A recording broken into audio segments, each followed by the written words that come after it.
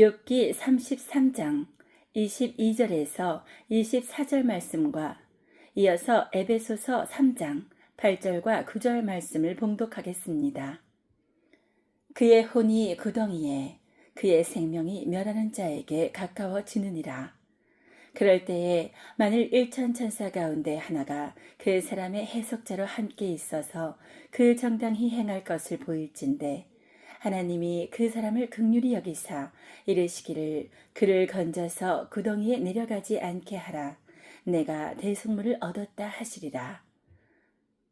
모든 성도 중에 지극히 작은 자보다 더 작은 나에게 이 은혜를 주신 것은 측량할 수 없는 그리스도의 풍성을 이방인에게 전하게 하시고 영원부터 만물을 창조하신 하나님 속에 감추었던 비밀의 경륜이 어떠한 것을 드러내게 하려 하심이라. 밝혀진 비밀, 이러한 제목으로 말씀드리겠습니다. 비밀이라는 단어는요, 사람의 관심을 불러일으키는 그런 능력이 있습니다. 저 멀리에 두 사람이 소곤소곤 대화를 하고 있는데 뭐 관심 없죠. 나와 상관없는 사람, 내가 모르는 사람들. 그러니까요, 그런가 보다 하는데 그 중에 한 사람이 이건 비밀인데 하고 얘기를 하면은 귀가 쫑긋해진단 말입니다.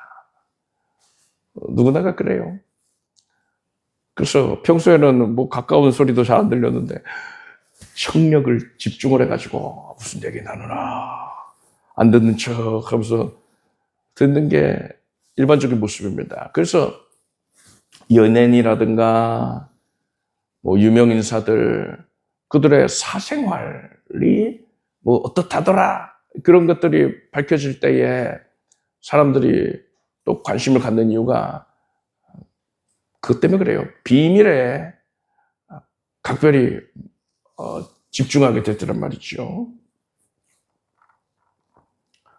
오늘 읽은 에베소서 말씀에서 사도 바울은 하나님께서 나를 사도로 삼으신 이유는 하나님 속에 감추어진 비밀이 있었는데 그것을 드러내는 데에 사용하시기 위함이었다. 즉 하나님께 비밀이 있다 말하는 것입니다. 이 비밀은 사람의 구원과 관련이 있습니다. 이 비밀이 무엇인가에 따라서 사람이 지옥에 가기도 하고 천국에 가기도 하는 거예요. 우리에게 직접적인 지대한 영향을 미치고 있는 것입니다. 저는 오늘 하나님의 비밀에 대해서 여러분께 말씀을 드릴 것입니다. 이건 비밀인데 특별히 말씀을 드리는 거예요. 귀가 더 쫑긋해지지 않습니까? 첫사람 아담과 하와가 범죄하고 타락하였습니다. 그러자 하나님께서 사람을 구원할 방도를 내셨어요. 오늘날 우리들은 하나님께서 사람을 구원하시는 그 방법이 대속의 은혜다라는 것을 다 알고 있어요. 여러분이 우리 교회에서 증거되는 메시지를 성실히 들었다면은 대속의 은혜에 대해서 귀에 못이 박히도록 들었을 것입니다. 그런데 여러분 놀라운 사실 하나 말씀드릴까요? 구약 시대에는요, 하나님을 제외한 나머지 모든 존재들은 천사가 됐건 마귀가 됐건 간에 이 대속에 대해서는 온전하게 깨달은 이가 없었어요. 어렴풋하게 알았죠. 온전히 깨달은 이는 없었습니다. 하나님께서 계획을 세우신 것이니까요. 하나님만 아시고 그 이외의 모든 존재들은 대속에 대해서 제대로 알지를 못하였습니다. 그래서 사도 바울은 이것을 가리켜서, 이 대속을 가리켜서 하나님 속에 감추었던 비밀이다 이렇게 말을 한 것입니다. 구약시대에는 그러면은 대속에 대해서 일절 계시된 바가 없는 겁니까? 그렇지 않죠. 오늘 여러분이 읽은 욥기 본문 말씀이 대표적인 예입니다. 대속에 대한 계시의 가장 대표적인 예입니다. 욥기는요, 가장 처음 기록된 성경입니다. 창세기가 더 먼저 기록된 거 아닌가? 창세기는 그 내용이 태초 시대에 대한 내용인 것 뿐이지, 창세기 자체가 기록이 된 시점은, 창세기 누가 기록했나요? 모세가 기록했잖아요. 출애굽 이후에 이루어진 것입니다. 출애굽 사건 이후에 하나님께서 모세에게 특별한 감동을 주시고 깨달음 주셔서 모세가 유다 전승 가운데 성령의 감동으로 취사 선택을 하고 또 깨달음 바를 이제 내용을 적은 거예요. 그래서 창세 시대에 있었던 일들을 기록할 수가 있었던 겁니다. 반면에 욥기는요, 그 배경이 언제냐? 족장 시대예요. 아브라함, 이삭, 야곱, 이러한 족장들이 활동하던 시대였습니다. 어떻게 할 수 있냐고요? 제사를 족장이 직접 지냈거든요. 출애굽 시대 이후부터는 제사장이 주관해야 되는데 족장이 직접, 그 가정의 수장이 직접 제사를 주관하더란 말입니다. 그건 족장 시대의 특징이에요. 족장 시대 그 이전부터 이어져 내온 특징입니다. 욥기는 이러한 족장 시대에 있었던 일들을 그 시대에 기록을 한 거예요. 그래서 가장 먼저 기록이 된 것입니다. 욥기를 보면은요, 욥과 욥의 친구들이 논쟁을 합니다. 말다툼해요. 말다툼을 하는데 이들이 그 당시에 자신들이 가지고 있었던 온갖 지식을 다 동원을 해서 서로 갑론을박을 합니다. 그러면서 하나님에 대하여 자기가 알고 있는 지식, 신령한 지식들, 온갖 그 알고 있는 내용들을 다 끌어와서 얘기를 하기 때문에 이 당시에 그 고대 시절에 족장시대 즈음에 성도들이 어떠한 내용까지를 알고 있었는가를 헤아리는 데에 아주 귀한 도움이 되는 책이에요, 욥기가. 이러한 욥기에 대속 사상이 분명하게 드러나 있단 말이에요. 그러니까 족장시대, 그때가 이제 주전 2000여 년경을 보는데 그 시절에도 이미 대속에 대한 계시가 주어졌고 그것을 언급하는 것이 너무나도 당연하게 여겨지고 있었다는 겁니다. 오늘 본문의 욥기 말씀을 살펴보자면요, 욥기 33장 22절을 보니까 그의 혼이 구덩이에 그의 생명이 멸하는 자에게 가까워지느니라 했습니다. 사람은 죄인이기 때문에 죽은 후에 그 사람의 그 영혼은요, 사람을 심판하시는 하나님 앞에 서게 되고 결국에는 지옥 구덩이에 던져지게 된다라는 말씀이에요.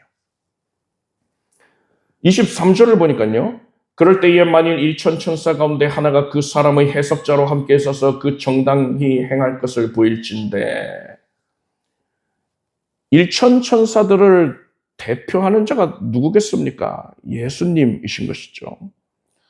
예수님께서 죄인들에게 죄인이 구원 얻을 수 있는 길을 깨닫게 해주신다는 겁니다. 24절을 보니까요, 하나님이 그 사람을 긍휼히 여기사 이르시기를 그를 건져서 구덩이에 내려가지 않게 하라. 내가 대속물을 얻었다 하시리라 했어요. 죄인이 예수께서 알려주신 그 길로 나아가기만 한다면 심판자이신 하나님께서 그 죄인을 보시고 이렇게 말씀하시는 겁니다. 지금 구덩이에 내려가고 있는 저 죄인을 건져내라. 내가 대속물을 얻었노라 하신다는 거예요. 대속물의 원어는요, 코페르인데 이것은 덮다, 그러니까 뒤덮다라는 뜻입니다. 덮다라는 뜻의 카파르라는 동사에서 유래된 말입니다. 즉 예수께서 나를 가려주시고 나를 대신해서 형벌받으신다라는 거예요. 대속의 개념은 이렇게 설명을 할 수 있습니다. 여러분 상상을 해보세요. 들판에 한 어린아이가 서 있습니다. 그런데 그 어린아이를 향해서요, 무서운 화살이 쏘아지고 있어요.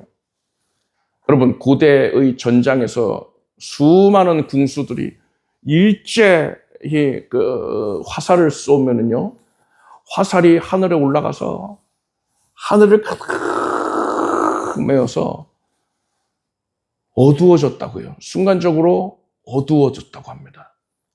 그리고 곧이어서 화살이 비오듯 쏟아지는 거죠. 그런데 이 아이가 들판에 나가 있는데 그 위로 하늘이 가득 화살로 채워진 거예요. 어두워졌어요. 조금 있으면 이 아이는 끔찍하게 죽임당할 겁니다. 그 순간에 이 아이의 아버지가 급히 달려나와서 이 아이를 꼭 끌어안았습니다. 아이를 온전하게 덮은 거예요. 그러고서 화살이 비오듯 쏟아져서 이 아버지는 온몸에 화살이 막혀가지고 죽었어요. 그렇지만 아버지에게 덮여 있었던 이 아이는 상한 데 하나 없이 살아남았습니다. 멀쩡해요. 이 아버지가 아이를 자기 생명보다도 사랑했기 때문에 아이를 덮고서 대신해서 화살에 맞아 죽은 겁니다. 이것이 바로 대속인 것입니다. 욥기에는 이토록 대속의 은혜에 대해서 상세하게 계시가 되어 있어요. 그 시절에 이미 대속의 개념을 하나님께서 분명하게 계시를 해 주신 것입니다. 그렇지만 여러분, 우리가 오늘날에 욥기에는 대속 사상이 계시가 되어 있다라고 말을 할 수 있는 것은 우리에게는 신약 성경이 있기 때문입니다. 신약의 관점으로 욥기를 바라보니까 대속에 대해 말씀하는 것이구나. 이걸 알 수 있는 것이지.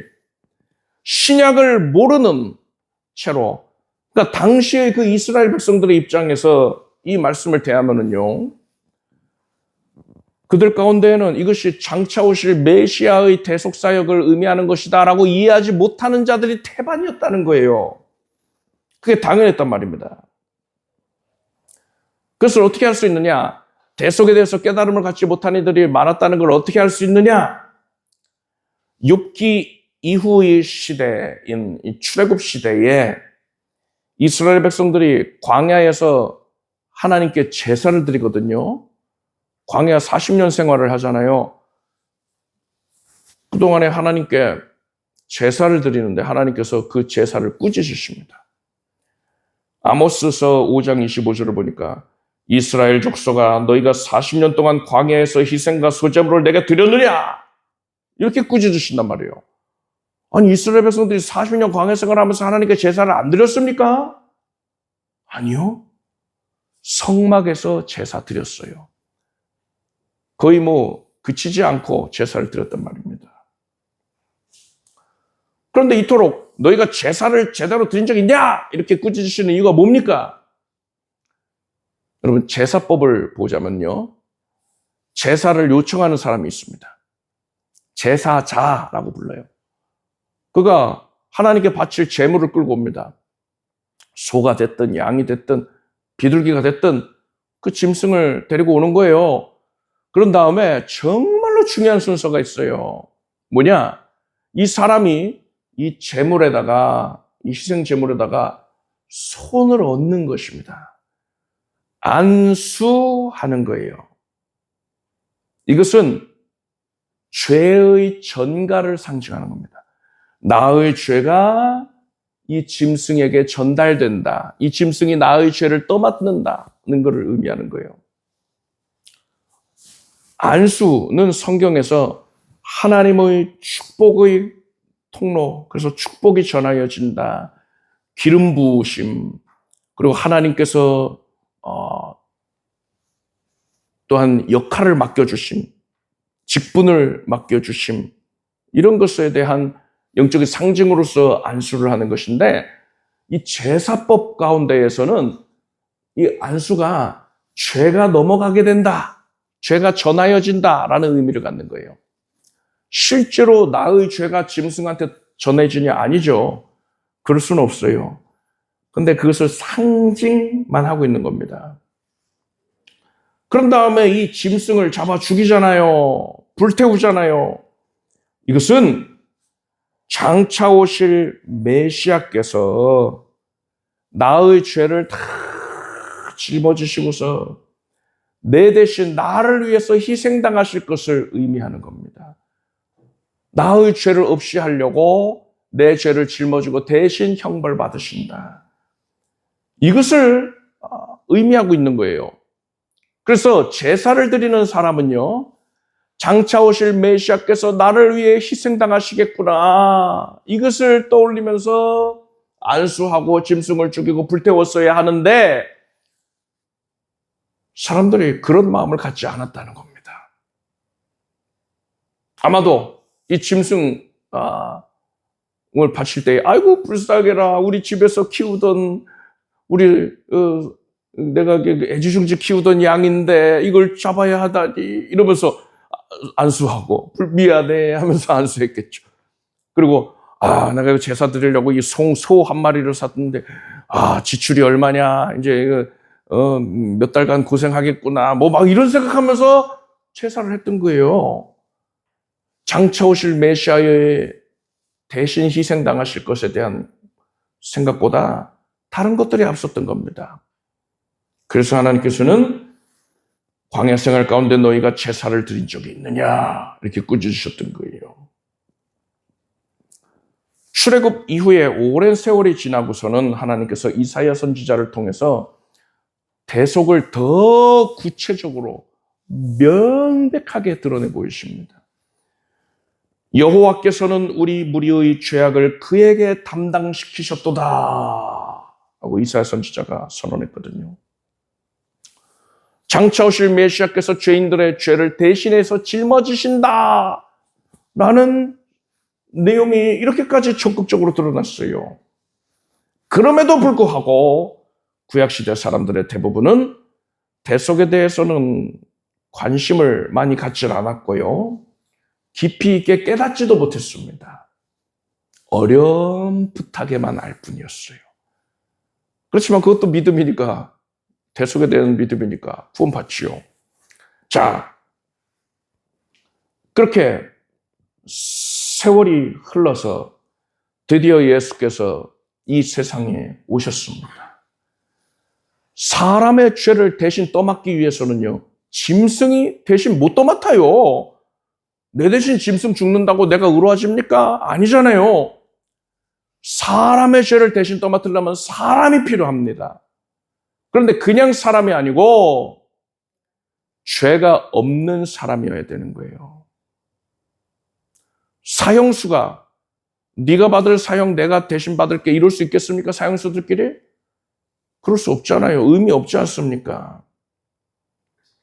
죄가 하나도 없는 사람이어야지만 죄인의 죄를 대신하여 떠맡을 수가 있는 겁니다.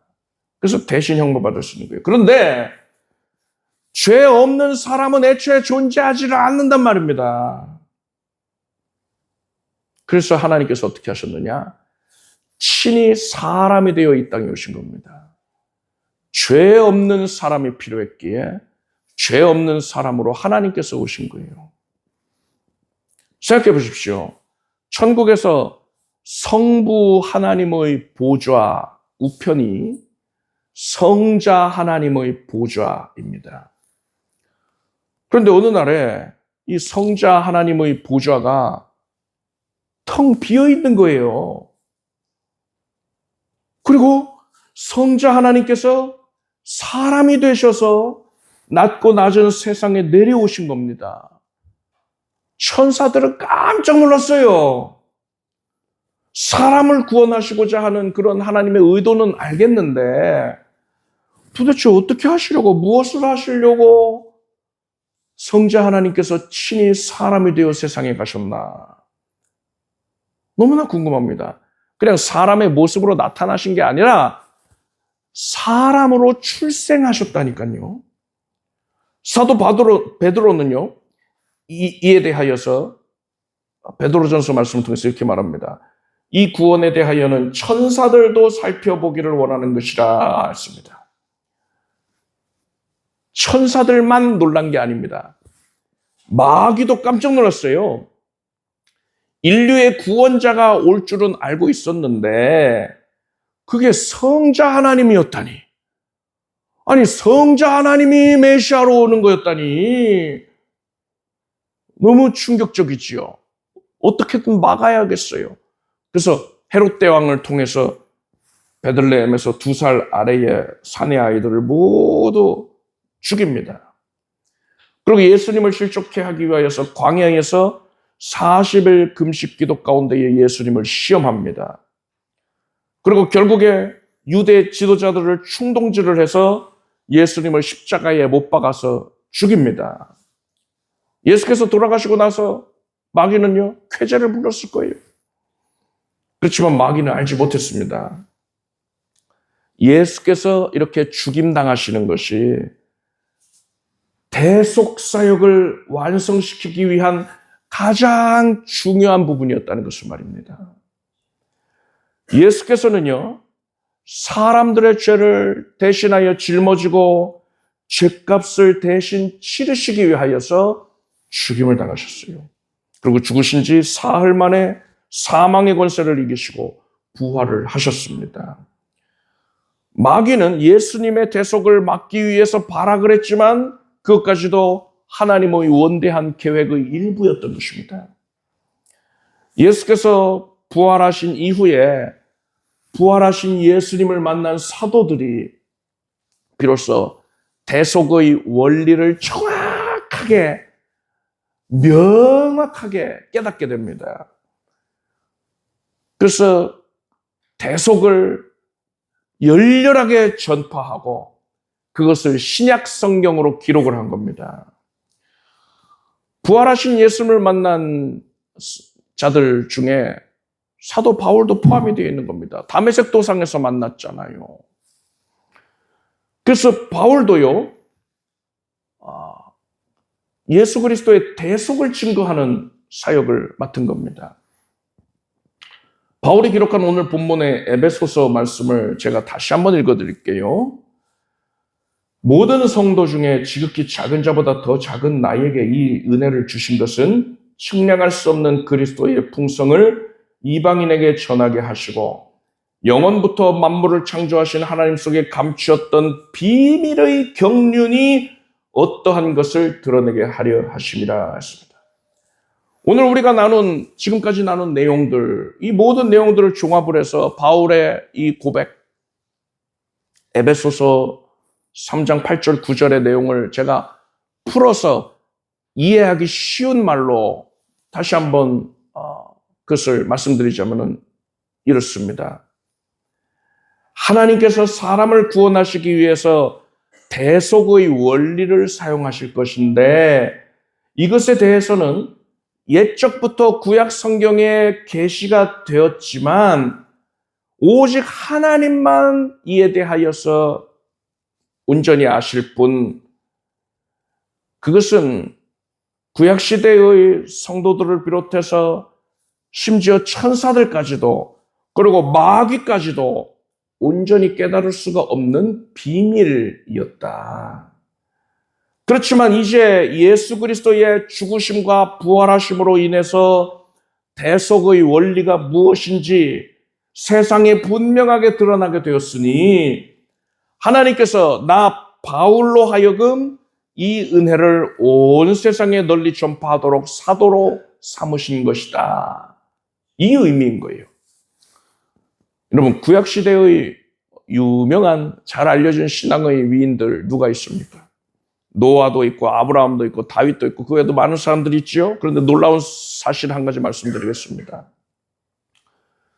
이러한 위대한 신앙의 인물들조차도요, 자신들이 어떻게 구원을 받을 수 있었는지에 대해서는 명확한 지식을 갖지는 못했다는 거예요. 히브리서 11장 13절 보니까요, 이 사람들은 다 믿음을 따라 죽었으며 약속을 받지 못하였으되 그것들을 멀리서 보고 환영하며 또 땅에서는 외국인과 나그네로라 증거했으니 라고 했습니다. 즉 이들은요, 이 신앙의 위인들은요, 믿음을 통해서 훗날 메시아께서 이루시는 사역, 대속 사역, 그것을 실루엣으로만, 어렴풋한 형상으로만 바라보면서 기뻐하고 환영했던 겁니다. 이들은 그 자체에만 만족해야 했어요. 구체적으로 메시아께서 나를 어떻게 구원하시는지, 내가 어떻게 죄사함을 입고 구원받는지, 이것에 대해서는 깨닫지 못했던 겁니다. 그에 반해서 신약시대를 살아가는 성도들은 어떻습니까? 우리는 무엇을 믿고 있는지, 어떻게 구원을 얻었는지 대속의 은혜를 통해서 분명히 알고 있잖아요. 신약시대는 교회 시대라고도 말할 수가 있는데요. 교회에서 증거하는 핵심적인 메시지가 뭡니까? 바로 이 대속에 있는 거예요. 그래서 여러분은 대속의 은혜에 대해서 분명하게 명확하게 깨닫고 있지 않습니까? 교회에서 증거되는 대속. 그래서 여러분의 신앙의 기초는 대속에 있습니다. 신약시대의 성도들은 구약시대의 성도들에 비해서 이렇듯 보다 분명한 지식에 기초하여서 분명한 믿음을 가질 수 있는 참으로 복된 시대를 살아가고 있는 거예요. 대속에 대해서 그만큼 잘 알 수 있으니까요. 우리가 이토록 복된 시대, 신약시대를 살아가고 있다는 것만으로도 우리가 참 감사한데요.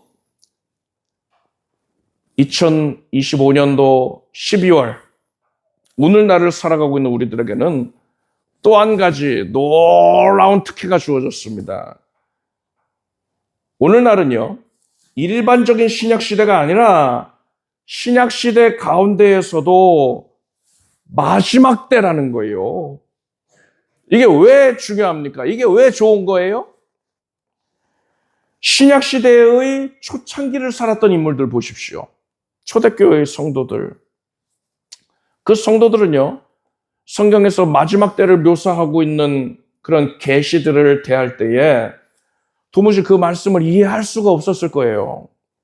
예를 들어서 말세의 징조에 대해서 말씀하고 있는 다니엘서 12장 4절을 보니까요, 다니엘아, 마지막 때까지 이 말을 간수하고 이 글을 봉함하라. 많은 사람이 빨리 왕래하며 지식이 더하리라 했어요.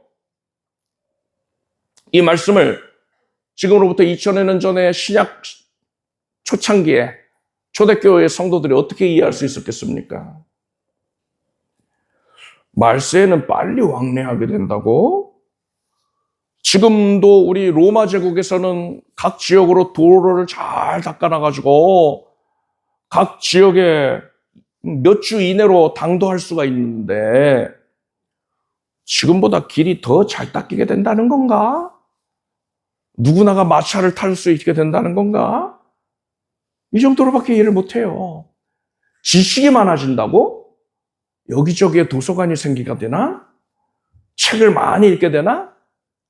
책을 만드는데 필요한 파피루스가 더 가격이 저렴해지게 되나? 이런 정도밖에 생각을 못하게 되는 겁니다. 그렇지만 오늘날에 우리들은요, 왕래가 빨라진다가 이미 성취된 시점을 살고 있어요. 극초음속 여객기는요, 세계 어느 곳에서건 간에 다른 지역으로 갈 때에 지구상의 어느 곳으로 가든 2시간 이내에 도착할 수가 있습니다. 진정 왕래가 빨라진 거잖아요. 지식이 많아진다고 했죠. 여러분, 제가 얼마 전까지만 하더라도 이 지식이 많아진다는 것의 성취를 어떻게 여러분들한테 말씀드려왔냐면은 여러분들 궁금한 게 있으면 인터넷 검색해보면 금방 알 수 있잖아요. 이 정도로만 얘기했어요. 근데 오늘날에는 인공지능의 시대가 돼버렸습니다.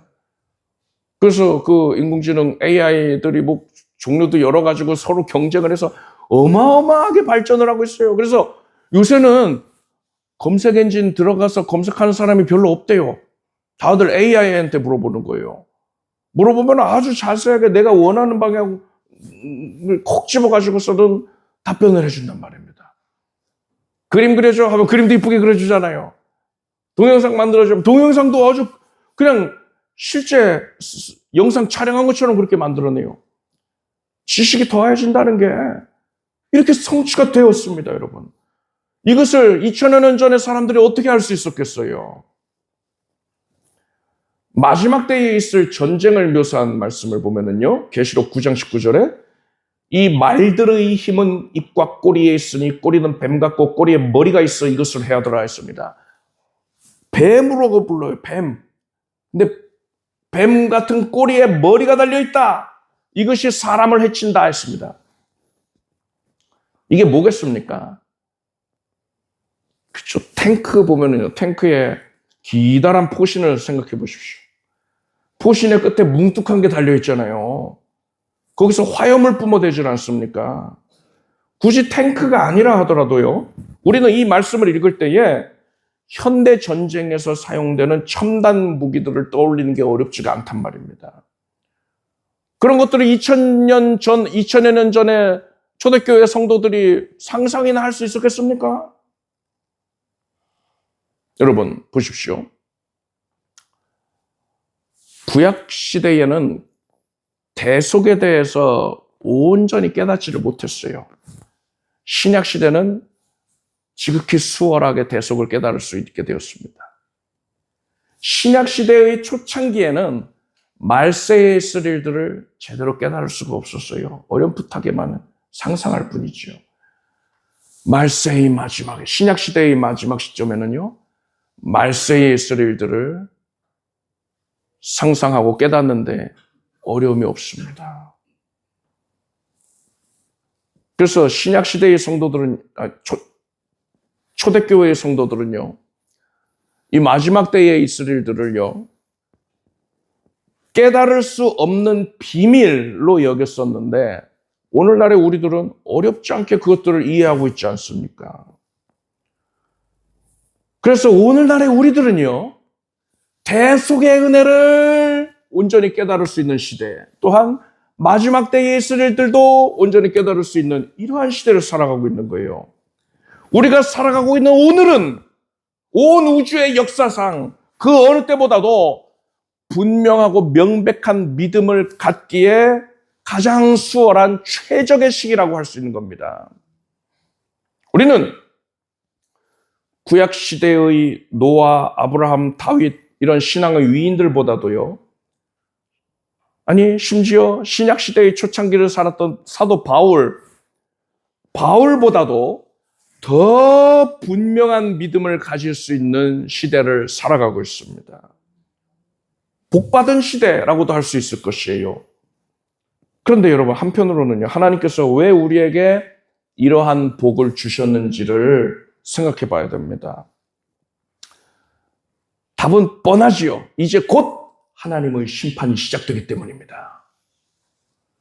지금은 노아의 홍수 전에 먹구름이 몰려오고 있는 때인 거예요. 하나님께서는 한 사람이라도 더 방주 되시는 예수 그리스도께 태우기 위하여서 오늘날의 우리들이 수월하게 믿음을 가질 수 이토록 분명한 증거들을 허락을 해 주셨던 것입니다. 하나님께서 우리에게 이토록 복된 시대와 복된 환경을 베풀어 주셨는데 우리의 믿음의 상태는 어떻습니까? 여러분은 오직 예수 그리스도의 대속의 은혜를 확실하게 붙들기를 바랍니다. 그 믿음 안에만 있어야 됩니다. 예수 그리스도께서 곧 다시 오실 것임을 확실히 믿기를 바랍니다. 이 믿음에서 조금도 일탈되면 안 되는 거예요. 그리고 우리는 이렇게 분명한 믿음을 갖게 되었으니 이제 복음을 전할 때도 분명하게 전해야 돼요. 두리뭉실하게 전할 것이 아니라 여러분들이 믿는 그 내용을, 대속의 은혜를, 곧 다시 오실 예수 그리스도에 대해서 분명하게 증거하길 바랍니다. 하나님께 복받은 자답게 분명한 믿음을 소유하고 분명하게 곧 있을 일들을 증거하는 여러분이 되기를 바랍니다. 기도하겠습니다. 하나님, 예수 그리스도께서 우리에게 대속의 은혜에 대한 분명한 믿음 주시고 예수 그리스도의 다시 오심에 대한 믿음도 굳건히 갖게 하시니 감사합니다. 이제 대속의 은혜 안에만 온전히 머물러 있으며 다시 오실 예수 그리스도의 재림을 예비하며 살아가겠습니다. 분명한 믿음을 갖고 분명하게 복음을 증거하며 살게 해 주시옵소서. 예수님의 이름으로 기도드립나이다. 아멘. 모두 자리에서 일어나십시오. 가슴에 손오고 아픈 곳을 손놓고 기도하겠습니다. 하나님, 하나님께서 우리에게 큰 은총 주셔서 감사합니다. 대속의 은혜에 대한 믿음을 분명히 가질 수 있는 시대요. 예수의 다시 오심을 분명히 믿을 수 있는 그런 시대를 허락하셨습니다. 하나님, 이 믿음을 하나님께서 기쁘게 여겨주시고 이제 우리가 삶을 통해서 복음을 더 분명하게 적극적으로 증거할 수 있도록 주의 백성들의 삶을 하나님께서 책임져 주시옵소서. 모든 연약한 부위를 하나님께서 아시오매 지금 고쳐 주시옵소서. 손을 얹은 부위에 하나님의 각별한 신의 은혜가 나타나게 하소서. 강건해질지어다. 하나님의 은혜로 쾌쾌 될지어다. 면역이 온전해질지어다. 암세포도 사라질 것이고 염증과 통증이 사라질지어다. 정상이 될지어다. 하나님 은혜로 생명을 얻고 새 힘을 넘치게 얻습니다. 영육에 강건하게 됩니다. 우리의 삶의 여정을 하나님께서 복되게 해주시고 믿고 구한 것 이상으로 항시 누구들은 넘치는 응답이 있게 해주시옵소서. 가족들이 예수 잘 섬기게 해주시고 하나님의 은혜 안에 머물게 하시고 물질의 어려움이 해소되게 하소서. 넉넉하게 해주시옵소서. 예수님의 이름으로 간절히 축복하고 기도드립니다. 믿은 대로 될지어다. 박수 올리겠습니다. 자리에 앉으십시오. 준비하신 예물을 정성된 마음으로 드리겠습니다. 드리신 예물 위에 축복 기도하겠습니다. 하나님의 은혜에 감사드립니다. 기뻐하고 기대하는 마음으로 예물을 올립니다. 하나님께서 아름답게 여기시고 거두어 주시옵소서. 예수님의 이름으로 기도드립나이다. 아멘. 자, 교회 소식 말씀드리겠습니다. 송병신 예배 12월 31일에 오후 8시부터 있습니다. 우리 주 예수 그리스도의 무한하신 은혜와 하나님 아버지의 사랑과 성령님의 교통하심이 오늘 성찬 예배에 기쁨과 정성으로 함께하는 사랑하는 성도들 위해 영원토록 함께 없시기를 축원합니다.